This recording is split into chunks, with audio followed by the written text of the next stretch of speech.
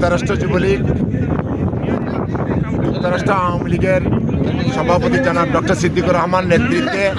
মাঠে ছিল, মাঠে থাকবে, আন্দোলনে থাকবে। রাষ্ট্রনায়ক শেখ হাসিনাকে যতদিন পর্যন্ত আমরা সসম্মানে ফিরিয়ে নিতে পারবো না, ততদিন পর্যন্ত আমরা এই আন্দোলনে থাকব এবং যুক্তরাষ্ট্র আওয়ামী লীগ, যুবলীগ, স্বেচ্ছাসেবক লীগ সবাইকে নিয়ে আমরা দুর্বার প্রতিরোধ করে তুলব ইনশাআল্লাহ। জয় বাংলা, জয় বঙ্গবন্ধু। আমরা যুক্তরাষ্ট্র যুবলীগ, সেন্ট্রাল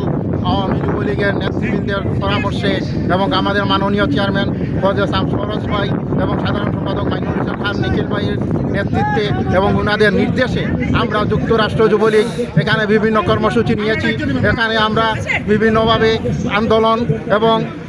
বিক্ষোভ সমাবেশ করব এবং পাশাপাশি স্টেট ডিপার্টমেন্ট এবং জাতিসংঘের মাধ্যমে আমরা জানান দেব অবৈধ সরকারের এই রায় বাংলার জনগণ মানে নাই, আমরাও মানি না এবং বাংলাদেশ আওয়ামী যুবলীগের পক্ষ থেকে তার এই রায়ের বিরুদ্ধে